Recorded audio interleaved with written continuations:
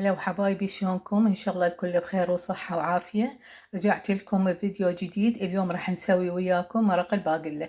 هسه اول شي راح نخلي بالجدر الزيت، ملعقة صغيرة من الزيت هنايا. طبعا اني عندي هنايا عندي حشو مال كبة، بقى من الكبة يعني لحم مو دجاج، بقى حشو مال كبة باللحم، فراح اسوي عليه المرقة مال الباقلة. هسه راح نذب اللحم مع الزيت هنايا، راح نحمسه شوية، راح نخليه شوية يعني هيجي بس يفك لأنه كان بالفريزر وأرجع لكم. هسه هنا حبايبي رجعت لكم بهاي الخطوة بعد ما فك عندي اللحم. هسه راح نضيف عليه ملعقتين من المعجون،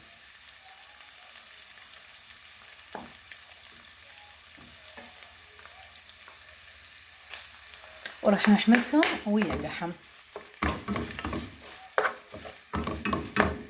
راح نحمس المعجون ويا اللحم.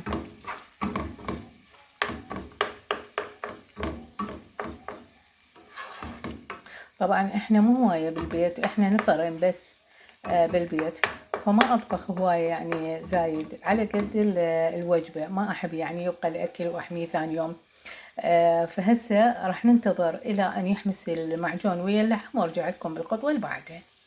هسه هنا رجعت لكم حبايبي بهاي الخطوة. شوفوا باعوا من حمست اللحم ويا المعجون. هسه ايش راح نسوي؟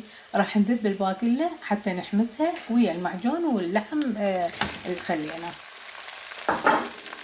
هنا عندي طبعا هاي الباقلة اني سالقتها قبل ما اطبخها، فرزت منها والباقي قلت خل اسويه للغدا.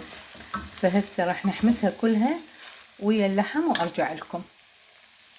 هسه هنا حبايبي رجعت لكم بهاي الخطوة بعد ما حمسناها طبعا ويا المعجون واللحم. هسه ايش راح نسوي؟ راح نخلي عليها المي.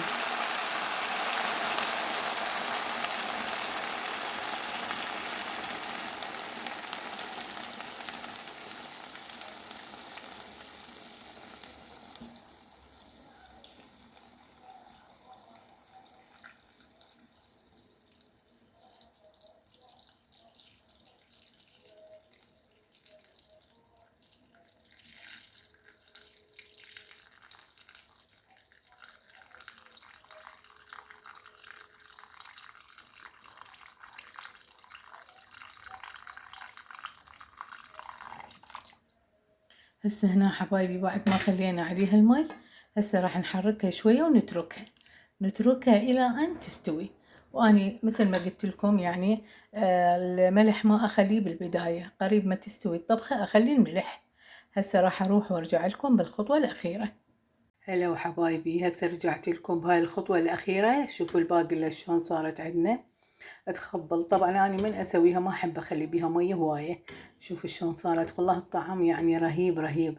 جربوها وادعوا لي. وسويت وياها برغل، لأن احنا جماعتنا يحبون البرغل أكثر من التمن.